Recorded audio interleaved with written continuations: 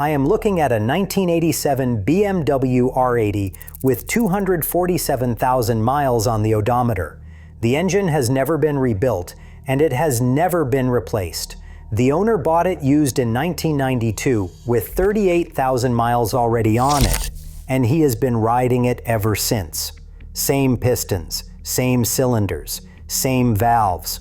Most riders I know are shopping for their next bike at 50,000 miles because something expensive just broke, and the mechanic quoted them more than the bike is worth. So what is the difference?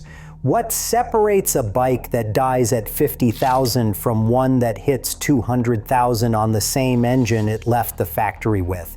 The answer is not in your owner's manual. It is in what happens between reading the manual and actually turning the wrench. And if you understand this, you might stop throwing away perfectly good motorcycles. Here is what nobody tells you about oil. It does not primarily wear out from miles. In most bikes, it dies from sitting still. When your bike sits in the garage for 3 months over winter, acids form inside that oil. Those acids eat metal while you are inside drinking hot chocolate and waiting for spring. The oil you changed 6 months ago is rotting your engine right now. I talked to a mechanic who works on Japanese police bikes. He told me they change the oil based on time, not miles. If a bike sits for 6 months, the oil gets changed even if it only has 500 miles on it. Parked oil is poison. Then there is the coolant scam. Your bike probably has a sticker somewhere that says lifetime coolant. That is a lie invented by marketing people who wanted you to think maintenance was optional. After 2 years, that coolant turns acidic. It eats your water pump seals. It corrodes your radiator from the inside. Lifetime means 2 years, and then it becomes battery acid for your cooling system. Brake fluid is even worse because it is a sponge. It soaks up water straight out of the air. You cannot see it happening, you cannot feel it happening, but every day moisture is getting into that fluid. By the time your brake lever feels soft and mushy, your expensive brake computer is already rusting on the inside. That is a $2,000 part, and it died because you ignored a $15 bottle of brake fluid. Now let us talk about gas. Modern fuel with ethanol separates into layers if it sits for 30 days. 30 days. After that, it turns into sticky tar that clogs your fuel injectors, gums up your fuel pump, and makes your bike run like garbage. Do you know how much it costs to clean a fuel system? More than a bottle of fuel stabilizer, that is for sure. Here is the part that makes me angry. There is a lab called Blackstone Labs that will test your oil for $30. You send them a sample and they tell you exactly what is in it. They measure the metals, the acids, the contamination. They tell you if your oil is actually dead or if you are changing it too early and wasting money. But your dealership will never mention this. Fresh fluids do not break. If nothing breaks, you do not come back for repairs. Companies make money when you skip maintenance and something explodes. They make money when you trust the sticker on your windshield instead of actual chemistry. The Japanese police figured this out decades ago. They do not guess. They test. They track. They know exactly what is happening inside their engines because they let science tell them the truth. Your bike is full of liquids that are quietly killing it, and the longer you ignore them, the more expensive the repair bill becomes. This is quietly destructive. Let me tell you about a $3,000 mistake. A man I know was changing his oil. He had done it 100 times. He knew what he was doing. He tightened the drain plug by hand, gave it a little extra twist with the wrench, and called it good. Hand tight. It felt right. Done. 3 weeks later, he was riding down the highway when he heard a crack. The drain plug vibrated loose, fell out, and all his oil dumped onto the road in about 15 seconds. The engine seized. The piston welded itself to the cylinder. The connecting rod punched a hole through the engine case. $3,000, because tight enough is not a real measurement. Here is the truth. When you tighten a bolt, you are either crushing the threads or leaving them loose. There is no middle ground. There is no feels about right. You need a torque wrench, and you need to use the actual number from the manual. That is not being obsessive. That is how metal works. High-mileage fleet bikes follow a different rule that most riders have never heard of. They call it the 80% rule. If a part is supposed to last 10,000 miles, they replace it at 8,000 miles. Brake pads, chains, bearings. They don't wait for things to fail. They replace parts before they become problems. You know why? Because they did the math. Replacing a chain at 8,000 miles costs $50. Replacing a transmission because the chain snapped and destroyed everything costs $3,000. It is cheaper to be early than sorry. Now let's talk about valves. Most riders think if the engine sounds fine, the valves are fine. That is the most expensive sentence in motorcycling. Valves that are too tight burn.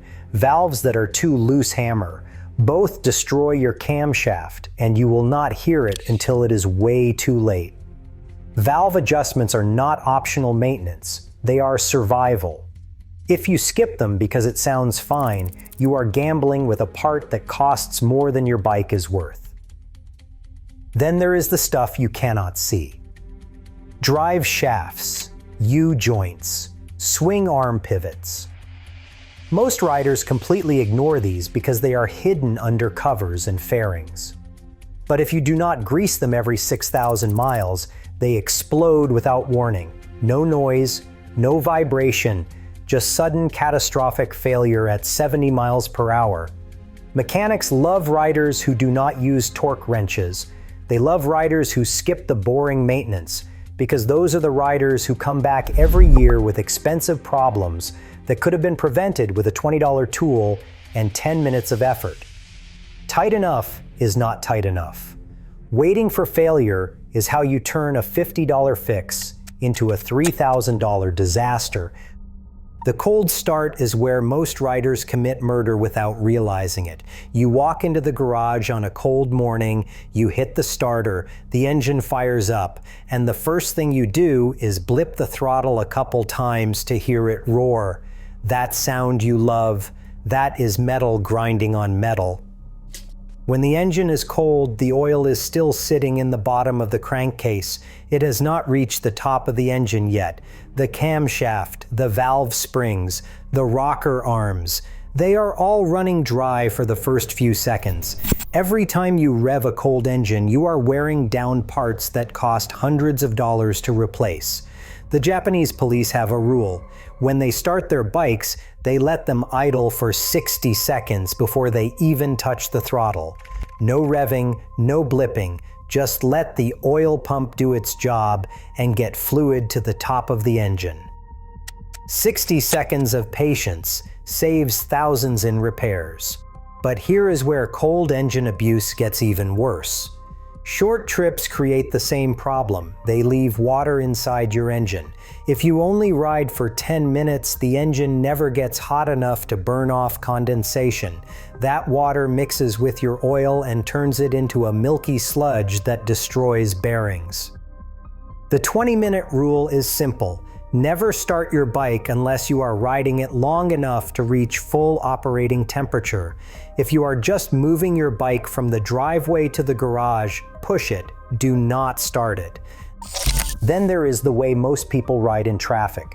They are cruising down the road in 6th gear at 30 miles per hour because they do not want to downshift.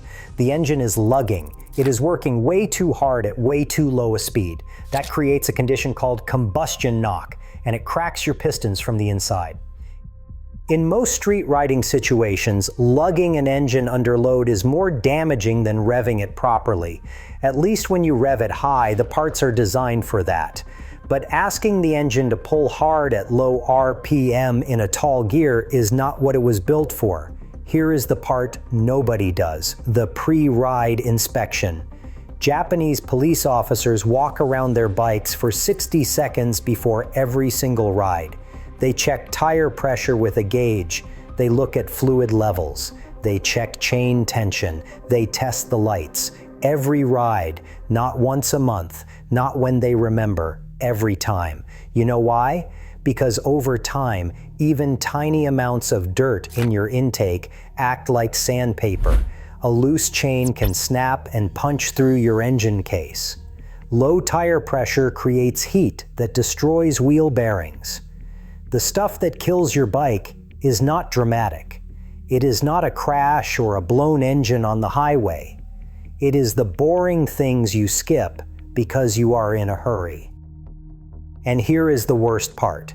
If you park your bike on the kickstand for months, you are creating flat spots on the tires and putting constant pressure on your fork seals. Suspension seals are not designed to hold weight in one position forever. They are designed to move. Use a center stand. Use a rear stand. Get the weight off the suspension and the tires. It is a $20 stand that prevents a $200 tire replacement. You are killing your engine every time you ride. The question is whether you are going to stop. None of this is complicated. None of it requires talent. It just requires caring more about what happens later than what feels convenient right now. If you expected a magic oil or a special tool, this is where you'll be disappointed. The bikes that hit 200,000 miles all have the same thing, and it costs less than a cup of coffee. It's a notebook. Every rider I've met with a 200,000 mile bike keeps a maintenance log. They write down every oil change, every part they replace, every date, every mileage number. It sits in their garage right next to their toolbox, and it's the most valuable thing they own. You know why? Because you can't lie to yourself when it's written down. When your notebook says you haven't checked the chain in 2 months, you can't pretend you did it last week. When it says your last oil change was 4,000 miles ago, you can't convince yourself it was recent. The paper keeps you honest. Patterns are where it gets really useful. When you track your oil consumption, your gas mileage, and your operating temperature, you start to see things before they become disasters. If your oil level is dropping faster than it used to, something is burning it or leaking it. If your gas mileage suddenly gets worse, your fuel system is clogged or your air filter is dirty. If your engine is running hotter than normal, your coolant is old or your thermostat is failing. The notebook catches problems when they are still cheap to fix, before the engine seizes, before the transmission grenades, before you are stranded on the side of the highway waiting for a tow truck. And here is the part that makes this worth actual money. When you go to sell your bike, a maintenance log is worth thousands of dollars. A bike with written record sells for 30 to 40% more than one, where the owner says, "Trust me, I took care of it." Buyers do not trust you. They trust paper. They trust dates and receipts and mileage numbers that prove you were not just making it up. I watched a guy sell a 20-year-old bike for almost the same price as a 5-year-old bike with half the miles. The difference? He had a 3-ring binder with every service record, every receipt, every note about what he did and when he did it. The buyer did not even negotiate. He just handed over the cash. But the real reason to keep a notebook is not the resale value. It is the psychological discipline. Writing things down forces you to think about maintenance as a system instead of random tasks you do when you remember.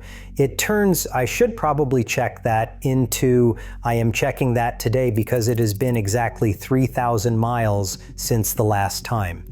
And if something ever breaks while your bike is still under warranty, your notebook is the proof that you were not negligent.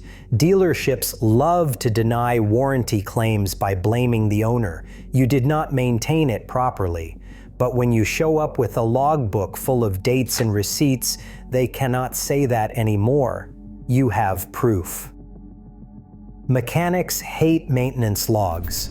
They cannot upsell you on services you just did last month when you have written evidence in your hand. They cannot tell you your air filter needs replacing when your notebook says you replaced it 800 miles ago. A notebook costs $3. It takes 30 seconds to write an entry, and it is the difference between a bike that dies and a bike that does not. Your battery isn't just there to start the engine. It is protecting every electronic component on your bike from voltage spikes that fry computers. When a battery starts to die, it does not just click weakly when you hit the starter. It sends unstable voltage through your entire electrical system. Your bike's computer gets hit with power surges. Your voltage regulator tries to compensate and burns itself out. Every sensor on the bike gets cooked by electricity that is jumping all over the place. By the time your battery is completely dead, you have already damaged a $2,000 computer, an $800 voltage regulator, and every sensor that controls your fuel injection. All because you did not replace a $100 battery when it started showing signs of weakness. The fix is stupid simple. Keep a battery tender on your bike when it is parked. It keeps the voltage stable and prevents the slow death that kills everything connected to it. Now let us talk about chain maintenance, because most riders are doing it completely backward. They see the chain is dirty, so they grab a can of chain lube and spray it on. More lube equals more protection, right? Wrong. Spraying lube on a dirty chain creates a grinding paste.